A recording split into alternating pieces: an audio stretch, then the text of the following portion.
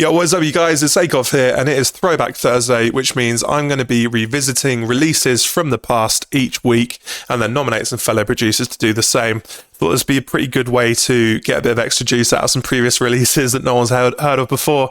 Some people might have discovered my music literally an hour ago, in which case they might be unaware that I've been releasing drum and bass for the last decade now.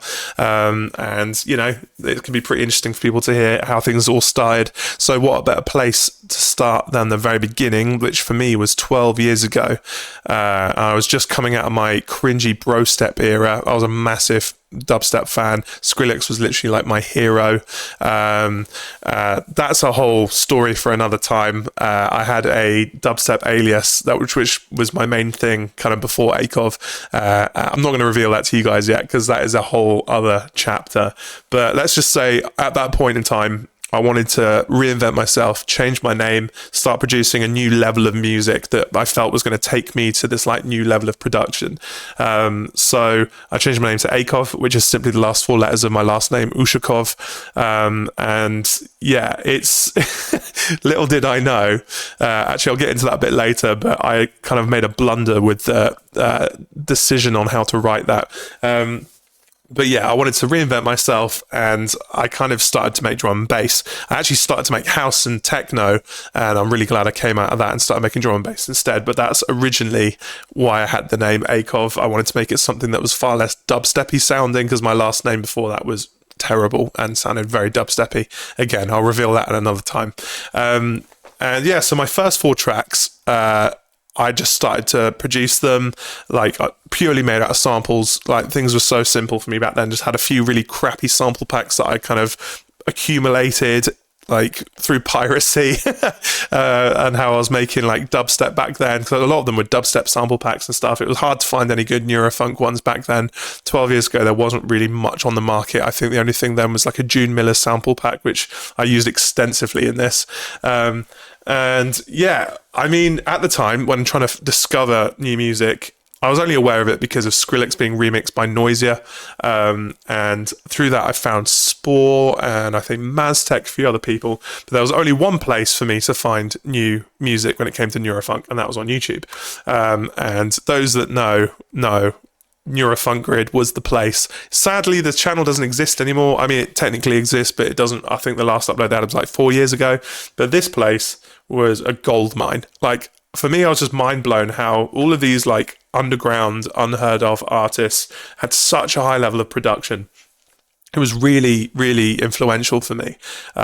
So cool. And so it's beautiful how being a complete outsider, I had no concept of how to get signed, like how to submit like demos to labels. Logically, I just looked at this and went, okay, this is where I'm finding new music. This is where I want to put my music. So I found their email off of their YouTube channel and I sent them a message saying, hey, I've got these 4 tracks.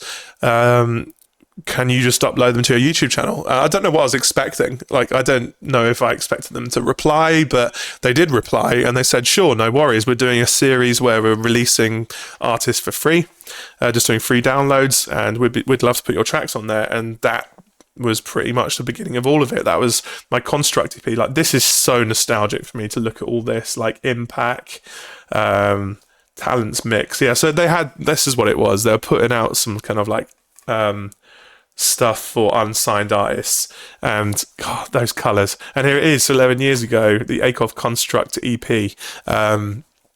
This for me was insane because these are my first ever tracks, and if you look at them, the views I was getting was 19,000 views, which for me was a big fucking deal. I was used to getting like 1-2k views on my tracks at the time, and there was 3 tracks on here. If you have a look at the SoundCloud, we had Constructs, Rubik's, and Negative Space, and then there was this. It wasn't really a 4th track. It was Awaken was like the intro to the whole thing. To have those kinds of like views, like this is actually on my personal one, but on the Neurofunk Grid SoundCloud, I believe they had even more. But I don't know, getting like thousands of views on these things for my first ever release was really like a big deal for me. And that all came from simply just emailing them and being like, can you upload my shit? And they were like, sure.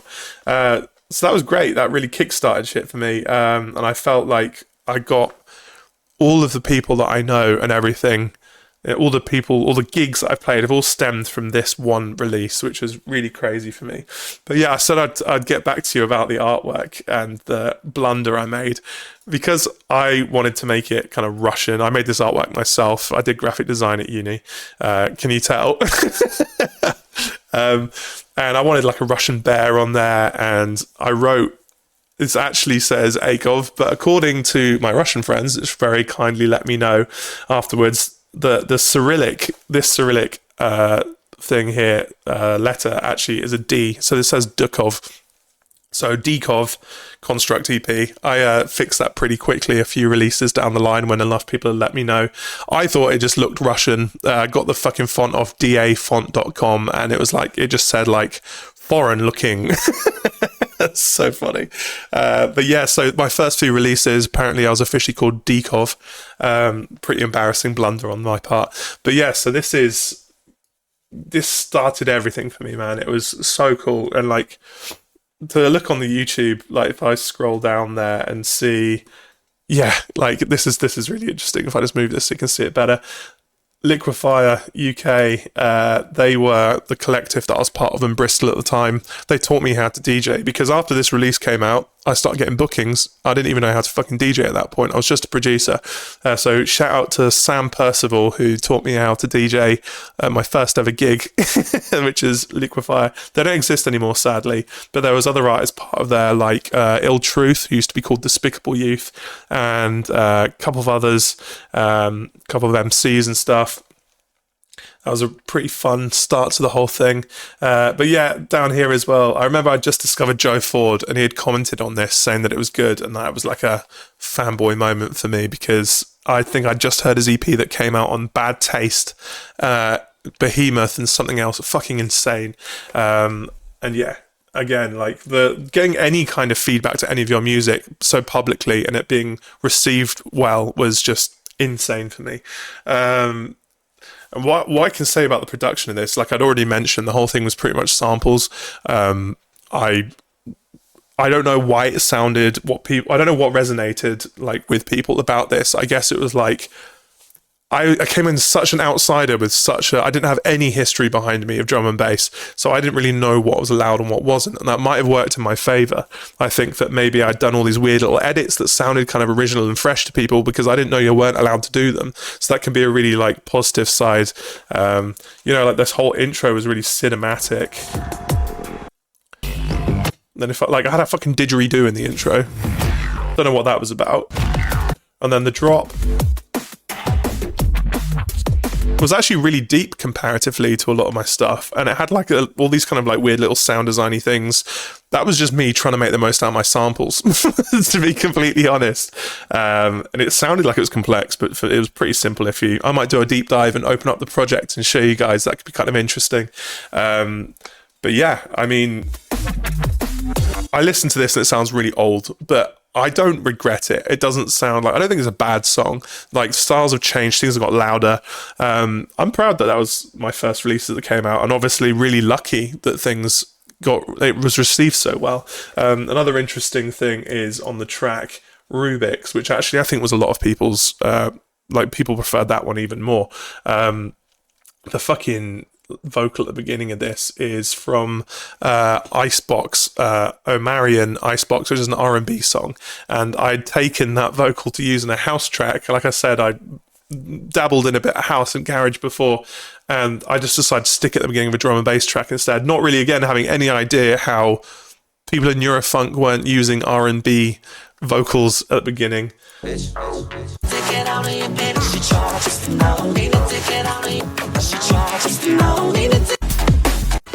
And then just kind of like built up into a heavy drop.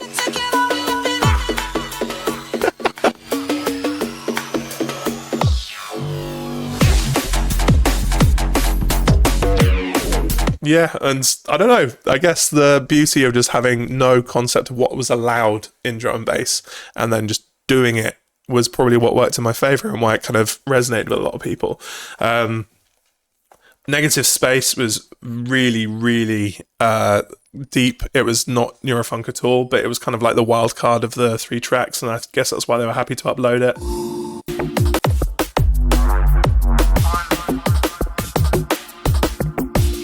the idea was I was trying to see how much I could use negative space and how minimal I could make it. Again, kind of interesting track, has no structure to it at all, fucking insane. But yeah, I guess that's all I can really say about those tracks. I hope that you guys found it quite interesting hearing how that all began and kind of what influenced it. Yeah, it was really a lack of influence. And if I could say anything as like a takeaway, it's that if I hadn't emailed Neurofunk Grid and asked them to upload this EP, then I wouldn't have a career now, or at least not in the same way. And I'm happy how things turned out the way that they did. God, my voice. Wait. Apparently that's me getting emotional about it. But yeah, if I could say anything, it'd be that don't ever feel like your music's not good enough. This stuff, if I had like really been aware of how good the production was in drum and bass at the time and cared, I probably never would have put these out. And I was happy to just have a free download, get shit started, get the ball rolling. And yeah, I think just the worst people can do is say no. So get out there, send your music to people. Yeah, peace.